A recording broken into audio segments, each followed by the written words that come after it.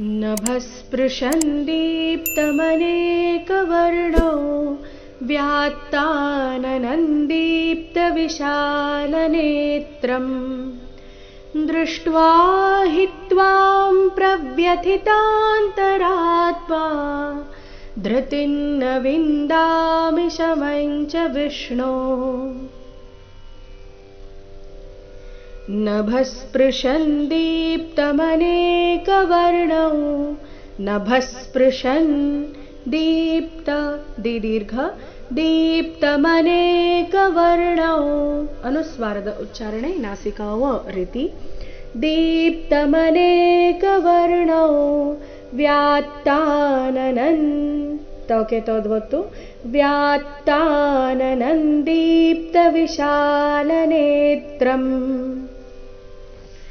ದೃಷ್ಟ್ವಾ ಹಿ ತ್ವಾಂ ದೃಷ್ಟ್ವಾ ದೃ ನಂತರ ಅರ್ಧಶ ದೃಶ್ ಮುಂದೆ ಟ್ವಾ ದೃಷ್ಟ್ವಾ ಹಿ ತ್ವಾಂ ಹಿ ಮೇಲೆ ತದ್ದು ಆಘಾತ ದೃಷ್ಟ್ವಾ ಹಿ ತ್ವಾಂ ಪ್ರವ್ಯಥಿತಾಂತರಾತ್ಮ ಪ್ರವ್ಯಥಿತಾಂತ ಇಲ್ಲಿ ಥಿ ಮಹಾಪ್ರಾಣ ರಸ್ವ ಮುಂದೆ ಅಲ್ಪ ಪ್ರಾಣ ಇದೆ ತಾ ಸೊ ಗಮನದಲ್ಲಿಡಬೇಕು ಉಚ್ಚಾರಣೆ ಮಾಡಬೇಕಾದ್ರೆ ಏಕಾಗ್ರತೆಯಿಂದ ಮಾಡಬೇಕು ಪ್ರವ್ಯಥಿತಾಂತರಾತ್ಮ ಧೃತಿರ್ನ ವಿಂದಾಮಿ ಶಮಂ ಚ ವಿಷ್ಣೋ ಧೃತಿರ್ನ ವಿಂದಾಮಿ ಶಮಂ ಚ ವಿಷ್ಣೋ. ನೋಡೋಣ ಪೂರ್ತಿ ಶ್ಲೋಕ ಮೂಲಗೀತೆಯ ಪ್ರಕಾರ.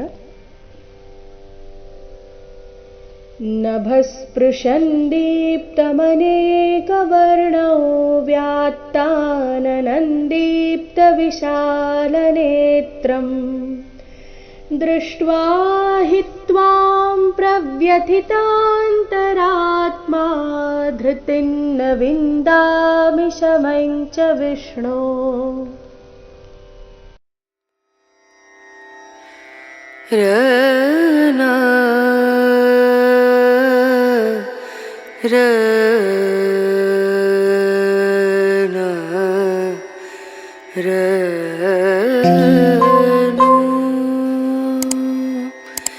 रे